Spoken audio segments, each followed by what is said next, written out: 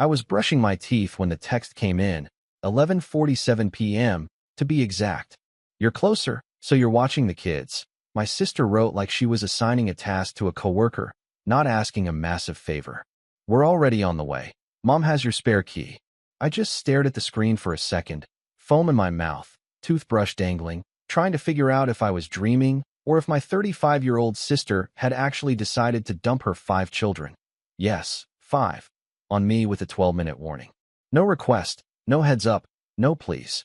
Just a statement, a decision made, a life assumed to be available. That's how it always was with Mia. Assumptions, expectations, entitlement. I'm Jason, 33 years old, and I live alone in a small but cozy high-rise apartment in downtown Chicago. No pets, no roommates, no drama. Or at least, I used to be able to say that last part. I work remotely as a product manager for a tech firm, which apparently, to my family, translates into he's home all day doing nothing anyway. I've heard that line enough times at family dinners that I stopped correcting them. But this was something else entirely. Let me rewind a bit, because this mess didn't start at midnight with a text. It started years ago. Mia is my older sister by 2 years and has always acted like that gap made her my third parent. She's loud, confident, and fiercely controlling, especially when things aren't going her way. Growing up, she was the golden child, straight A's, captain of the soccer team, first to get married, first to pop out kids. Meanwhile, I was the quiet one, the introvert, the disappointment, apparently, because I chose a career over a family and moved into the city instead of staying close to home. Mia has 5 kids under the age of 10, a husband who's never around, and a habit of treating everyone else like her personal assistant. Babysitting, expected. Picking up groceries, my job. Showing up for every birthday party, recital, school event. If I missed one, I got a guilt trip from our mom. The kind of long, sigh-filled phone calls where she'd say things like, "You know she's under so much stress," or, "It would mean a lot to the kids if you showed up once in a while."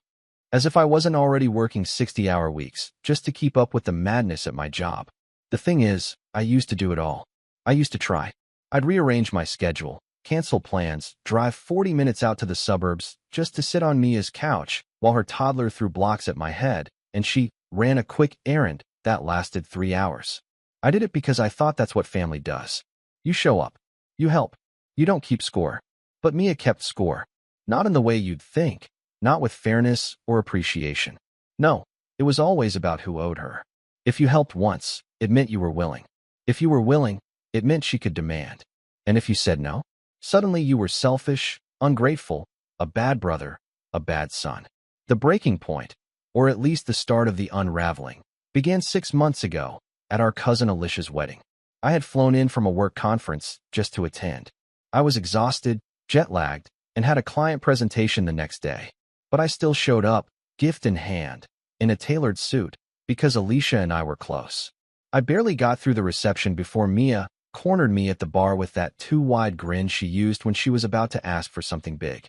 "Hey, I need you to take the kids overnight next weekend. Me and Chris are doing a couples retreat," she said, sipping a white wine like it was already a done deal. I blinked at her. "I've got a product launch that weekend." She waved a hand. "Just bring your laptop. You work from home, right?" "No, I work from home when I'm not launching software with $1 million budget on the line," I said, trying to laugh it off. But she wasn't amused. "Oh, come on. You're the only one who doesn't have responsibilities." I actually choked on my drink. "Mia, I have a job. A real one. With deadlines and people depending on me." She tilted her head, like she was looking at an alien. "You don't have real responsibilities. No spouse, no kids. It's not the same." And there it was. The assumption that my life was worth less because it didn't revolve around diaper bags and daycare drop-offs. That somehow, my career and my mental health were less important because I didn't have a car seat in the back of my sedan. I told her no that night. It was the first time I'd ever said no and stuck to it. I could see the shock in her eyes, the way her mouth twisted like I'd insulted her. She didn't argue, not then. But the passive-aggressive texts started almost immediately. Comments in the family group chat. Little digs from our mom about how Mia doesn't feel supported lately or needs help from her siblings, not judgment. My younger brother, Dean, lives out of state. He's married with 2 kids of his own, But Mia doesn't lay into him like she does with me. I think it's because she knows I'm the easier target. Or at least, I used to be. So when I saw that text at 11:47 p.m., I wasn't even surprised. Angry, sure, but not surprised. I hadn't agreed to anything. She hadn't called. I hadn't seen her in 2 weeks. But she just decided, that I was going to babysit 5 children overnight while she and her husband went off somewhere. She didn't even say where. Just, we're already on the way. And the kicker? Mom has your spare key. That hit me like a punch to the gut. Because I had given our mom a key. For emergencies. Health scares. Not for unauthorized handoffs of 5 unruly children in the middle of the night. I pictured them, Mia and Chris, probably already halfway through their drive, smugly assuming I'd just roll over and let it happen. That I'd wake up to giggling and juice spills and a toddler tantrum before I even had my morning coffee. I sat down on my couch, toothbrush still in hand, staring out at the quiet skyline. And for the first time in a long time, I didn't feel tired. I felt clear, like something inside me had shifted. I didn't reply to the text. I called building security. Then I opened my laptop and booked a flight. I didn't pack much, just enough to get me through a few days. I didn't even turn off the lights. I left everything exactly as it was. Clean, calm, quiet. By the time Mia arrived, she was met with a locked front door, a deactivated code, and a completely empty apartment. I know, because the front desk called me, right as I was boarding. But that's not where this story ends. Not even close. Because that night set off a chain of events I never could have predicted. And what followed wasn't just about one text or one babysitting demand. It was about a family that had been taking advantage of me for years finally being told no. And the aftermath? That's where things got really messy. By the time I landed in Montreal and turned my phone back on, I had 23 texts, 3 missed calls from my mom, 2 voicemails from Mia, and a video from my cousin Lana. The video was short, grainy footage of my sister standing in the hallway outside my apartment, arms flailing as she argued with building security. Her voice was muffled, but even through the poor audio, I could hear her screaming, "He can't just disappear. I have children." The next message was a screenshot from the group chat. Mia had posted a photo of my apartment door and written, "Unbelievable. Jason abandoned his family, blocked us out of his life." I don't even know what to say. What followed was a tidal wave of family guilt. Uncle Barry weighed in with, "This is why you don't give kids without kids any responsibilities. They don't understand what it means to show up." My mom, ever the diplomat when it came to Mia, responded with, "He must have been overwhelmed. Let's not judge too harshly. But yes, Mia, I understand how hurt you are." I didn't answer any of them. I just set my phone to Do Not Disturb and spent 3 days exploring a city I'd never been to before, walking through quiet streets and sipping strong coffee in tiny cafes. For the first time in a long time, I felt like I was breathing air that hadn't passed through someone else's expectations first. But when I got back home, the real fallout began. There were letters, actual handwritten letters, on my kitchen counter. My mom must have used the old emergency key. One of them was from her, long and tear-stained. It said she was disappointed in my behavior and that she hoped I could still be part of this family if I learned how to balance independence with responsibility. The second letter was from Mia's oldest daughter, Ellie. It was written in blue crayon on the back of a coloring book page. "Auntie Jason," it read, "Mommy said you don't love us anymore, and that's why you ran away." That one hurt. I stood in the kitchen for a long time, holding that crayon note in my hand, while my stomach turned. Not because I felt guilty, but because Mia had weaponized her own child to twist the narrative. To paint me not just as unreliable, but heartless. I didn't confront her. Not yet. I just changed the locks and sent a single text to my mother. "The spare key is no longer valid. Please don't come uninvited again." She didn't reply, but Mia did. Oh, did she ever? 3 days later, a package arrived. No return address, just my name on the front. Inside was a stack of invoices, school supplies, grocery receipts, a note scribbled on the back of a daycare enrollment form that read, "Since you couldn't help in person, you can help this way." I almost laughed. Almost. Instead, I picked up the phone and called her. "You sent me bills?" I said, trying to keep my voice level. "I figured since you're not doing anything else for this family, the least you could do is help financially," she snapped. "You don't have kids. You live in that expensive apartment. You can afford it." "Mia, I never agreed to support you. You said no to everything else, she hissed. You've checked out, Jason. Admit it. You don't care about us. You don't care about me. No, I said quietly. I've just stopped letting you decide what I owe. There was silence. Not the kind that ends an argument, the kind that stretches and tightens like a rope. Then she said, wow. Okay, got it. I hung up. I thought that would be the end of it. I truly did. But Mia wasn't done. Because when she lost control of me, she turned her sights on someone else. 2 weeks passed without much drama. I kept my distance. I started therapy. I even joined a local rec league and made a couple new friends. For a brief moment, I thought maybe the storm had passed. Then I got a call from my cousin Lana. Have you seen Facebook? She asked, her voice tight. No, why? Go look. Mia posted something about you. It's bad. I opened the app and my heart sank. It was a photo of her kids, sitting on her living room couch with sad faces. The caption read, my brother abandoned these babies because they were inconvenient. He locked us out. Disappeared. Now they ask why Uncle Jason doesn't love them anymore. I don't have an answer. Maybe he's just too busy being important. The comments were even worse. People I hadn't seen in years were piling on. Old friends from church, distant relatives, even her in-laws. That's heartbreaking, one wrote. Some people just don't have the heart for family. Another chimed in. He always seemed cold. Now we know. I didn't know whether to scream or throw my phone through the window. Instead, I sat down and just stared at it. At the gall of it. At the utter manipulation. At the way she'd used her children, again, to paint herself as the wounded hero and me as the villain. I didn't comment. I didn't message. I just blocked her. But blocking someone on social media doesn't block the consequences. Because now the calls started coming from family friends. One of them was Aunt Clarice, who left a voicemail saying, Jason, honey, I don't know what's going on, but maybe you should think about apologizing. Those kids miss you. Even Dean called me from Texas. I get it, man, he said. I really do. But maybe just throw her a bone. A weekend or something. Just to shut her up. Throw her a bone. As if that's what I was. As if I was supposed to bend just enough to make the screaming stop. It all came to a head at my mom's birthday dinner. I wasn't going to go. I had RSVP'd no twice. But then she called me personally and said, please, just this once. No drama. Just dinner. I should have known. When I got there, the whole thing felt off.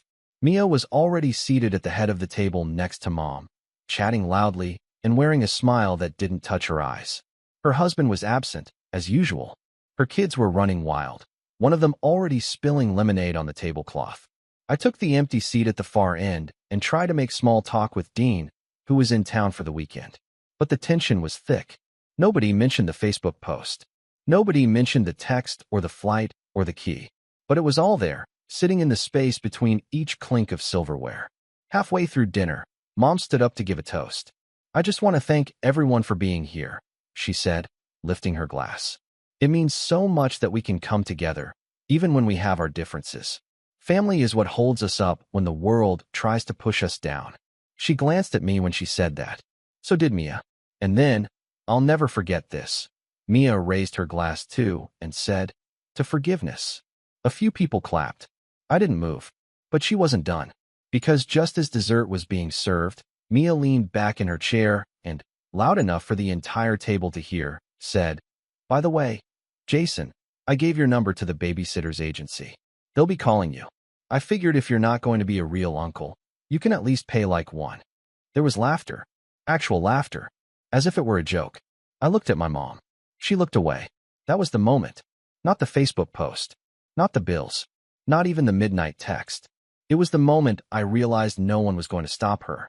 That she had claimed the role of victim and martyr, and everyone else had bought in. That I could say no until I was blue in the face, but as long as she was loud enough and pitiful enough, I would always be the bad guy. That night, I went home and poured myself a drink I didn't even want. And then I opened my laptop. Not to scroll. Not to vent. To plan. Because if they wanted a villain, they were about to get one. But on my terms. I didn't sleep that night. Not really. I lay there in the dark, the glow of my laptop screen casting long shadows on the ceiling, replaying that moment at the dinner table over and over again. Mia's smug voice, the light titter of laughter, and the way my mother looked away like it was all just too inconvenient to address. Like if she ignored the storm, maybe it wouldn't rain. I had always known Mia was manipulative, but this was the first time I felt completely cornered, not just by her, but by the people who were supposed to see me. Supposed to know I wasn't the villain in her warped narrative. But in that moment, I realized something bone deep and bitter. In my family's eyes, I had become expendable. And that understanding? It gutted me. For the first time in years, I called out of work the next day. I couldn't focus, couldn't think. I sat on the edge of my bed for hours, still wearing the same dress shirt from the night before, just numb. Every time I closed my eyes, I saw Ellie's crayon letter, heard my aunt's voicemail, remembered the way Mia said forgiveness like it was some kind of punchline. I thought about texting Dean, about asking him if he really meant what he said, just throw her a bone. But I didn't, because I already knew the answer. He'd been coached his whole life to keep the peace. That's what you do in our family. You keep the peace, even if it costs your sanity. But I was done keeping anything. That week, I started writing. Not emails, not work reports, journals. Long, meandering entries that started off as rants and slowly became something else. It felt ridiculous at first, sitting alone in my living room, pouring my thoughts into a leather-bound notebook like I was some moody teenager. But it helped. It helped more than I expected. I started by documenting everything Mia had done over the past year. Then the past 5. Then, eventually, my entire childhood. It was like pulling weeds out of my brain. Every lie, every manipulation, every guilt trip I'd swallowed without question, I wrote it down. I gave it form. I made it real. I started therapy around that time too. A virtual session through Work's health portal. My therapist's name was Carlos, and he didn't sugarcoat anything. You're experiencing emotional parentification, he said after our second session. Your sister and mother have placed adult responsibilities and emotional burdens on you that aren't yours to carry. I blinked at the screen. That's the thing. It's a very real thing, he said.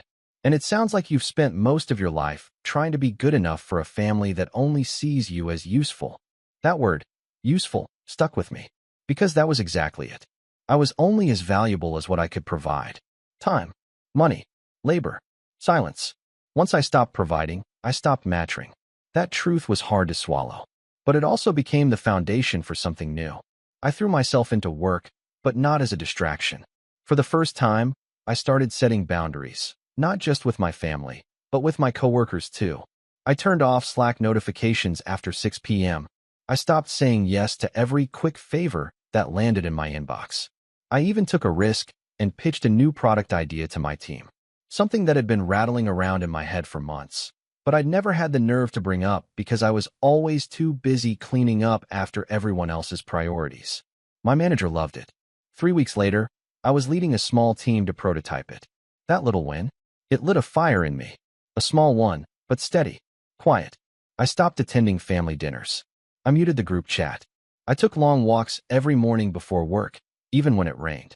I listened to audiobooks on boundaries, on manipulation, on generational dysfunction. I started cooking for myself again. Real meals, not just takeout eaten in front of my laptop.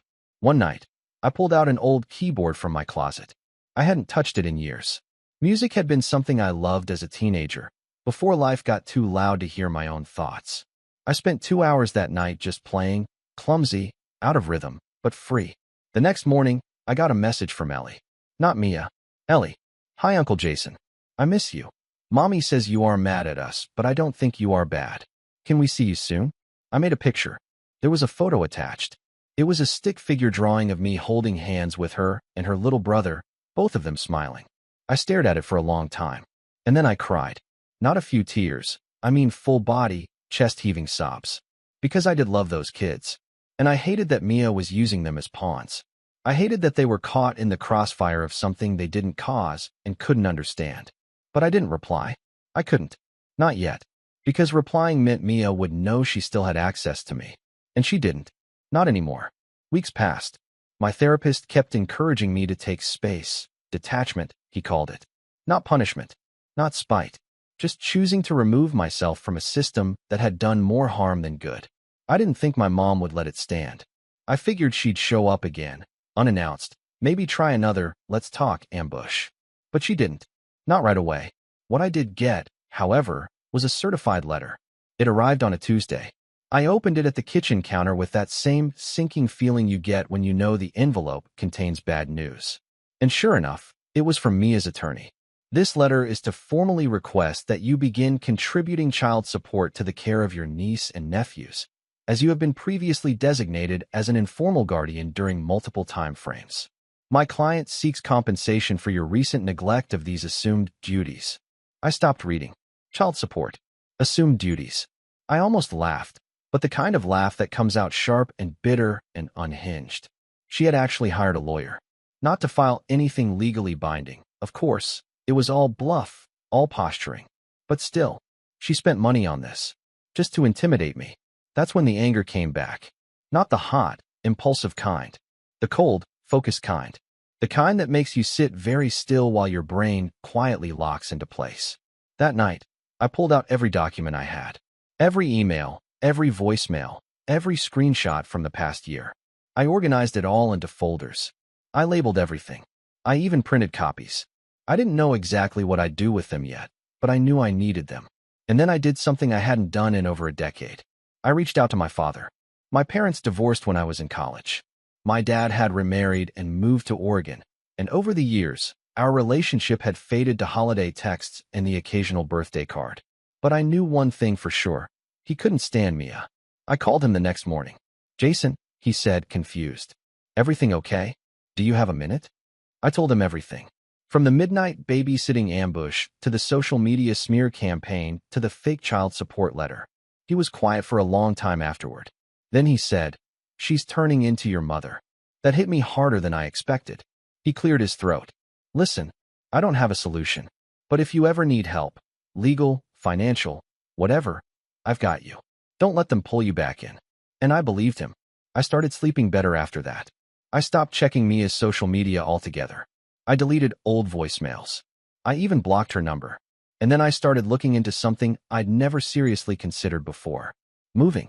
Not just apartments, cities. The idea had always hovered in the back of my mind, like a fantasy. A clean break. A new place, a new life. But it never felt real. I had always stayed in Chicago because it was familiar, because it kept me close to the family I thought I needed. But now, that tie had frayed beyond repair.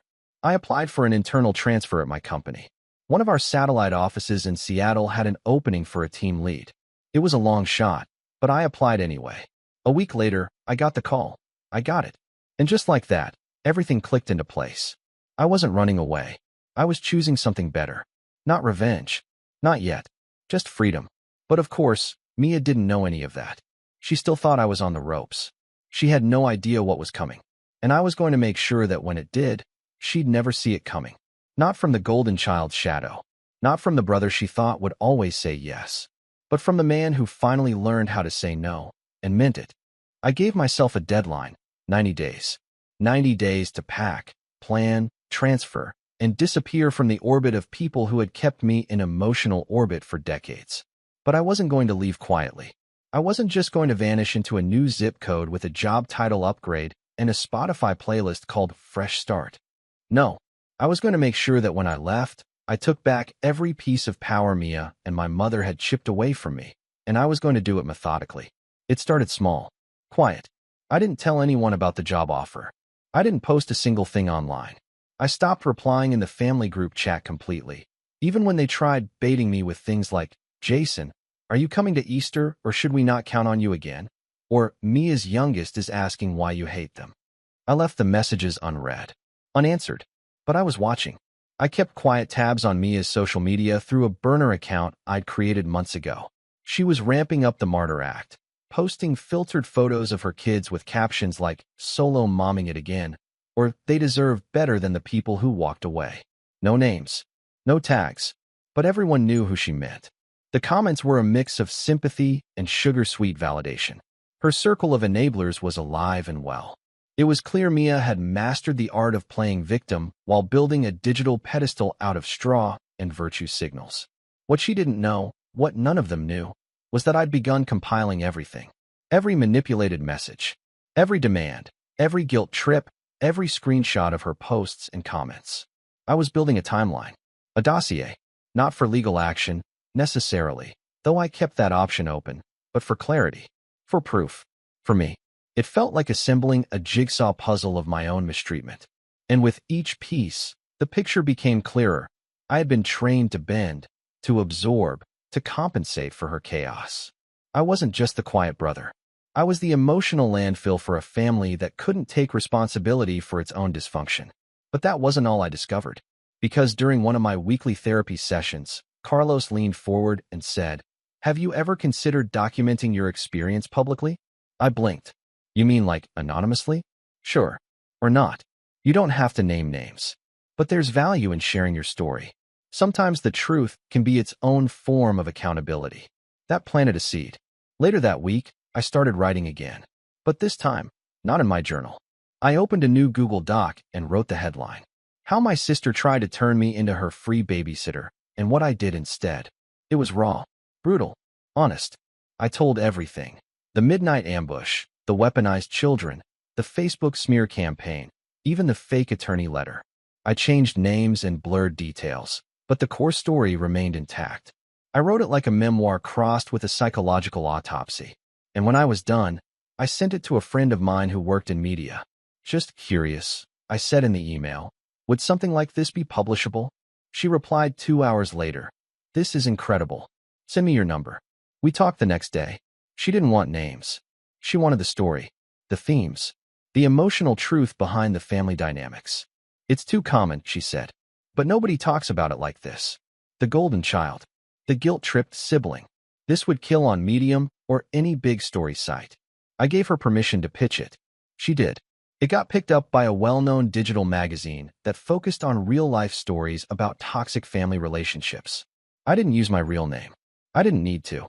Within 2 weeks of publishing, the piece had over 400,000 views.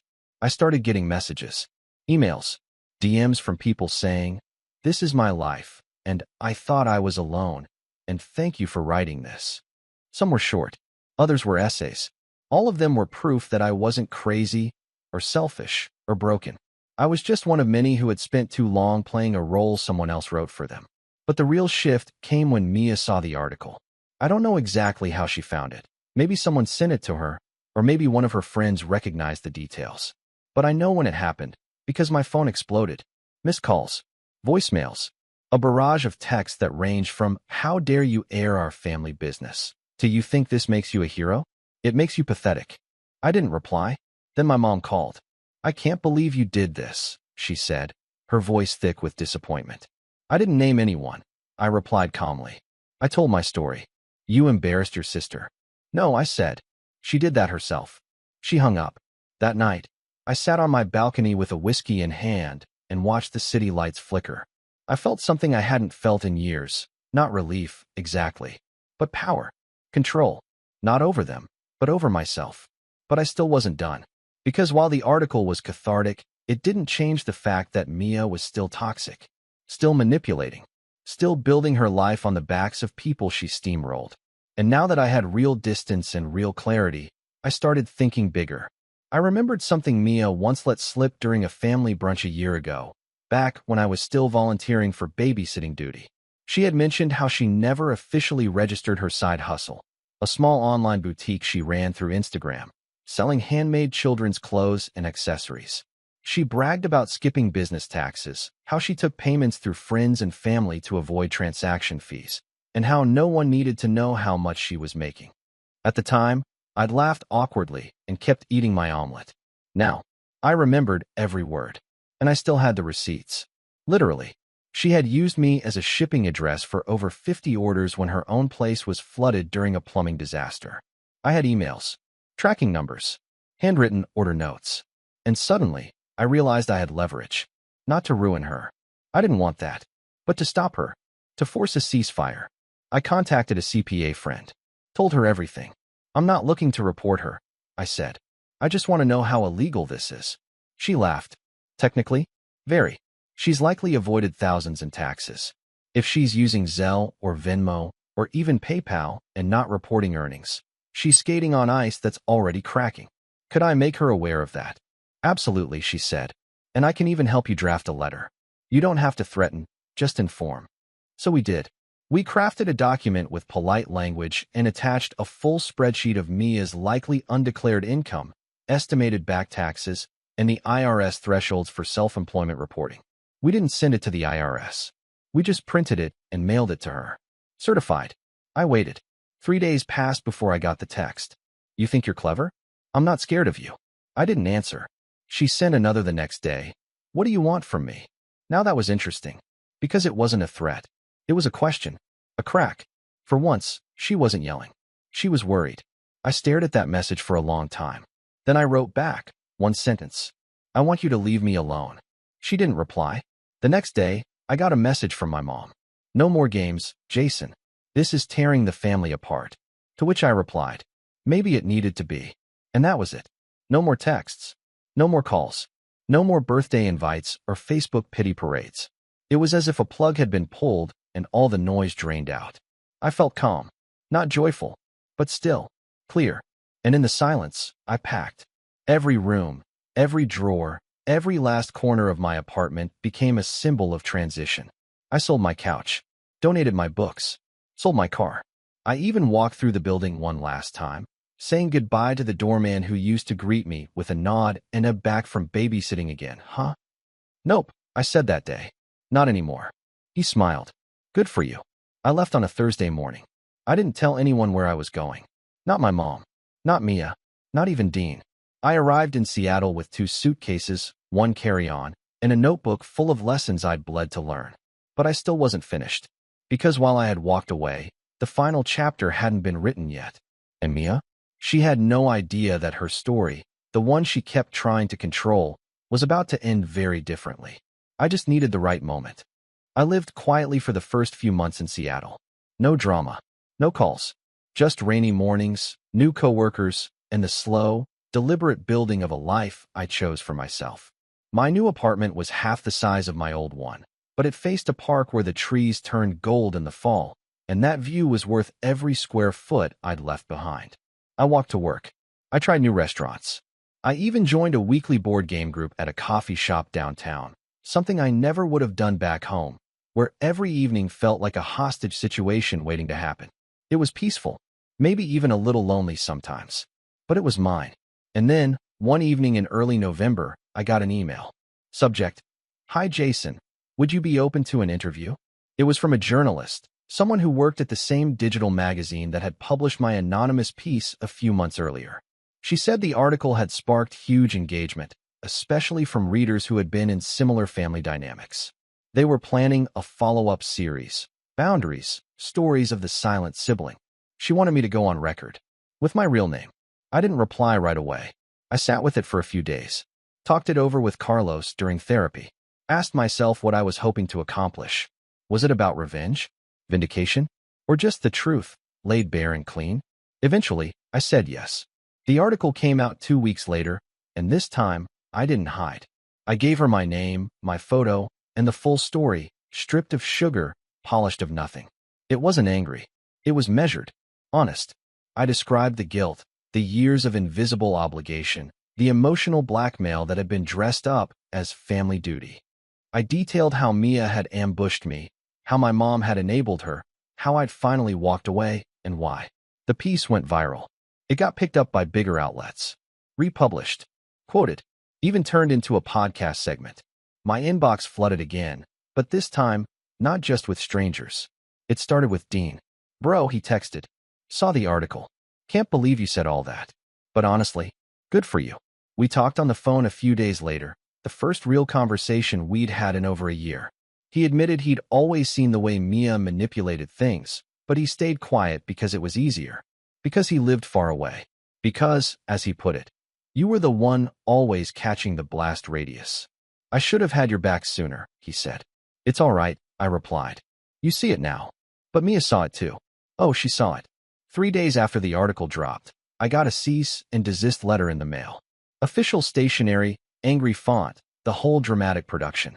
Her lawyer, a different one this time, claimed I had defamed her, that I had painted her in a false light, that she'd suffered personal and professional reputational damage. I handed the letter to my new lawyer, a no-nonsense woman named Clarissa I'd hired the day I agreed to go public. She smiled, read it twice, and said, let them try. They have no case. Truth is a defense, and you've got plenty of documentation. She was right. We'd been meticulous.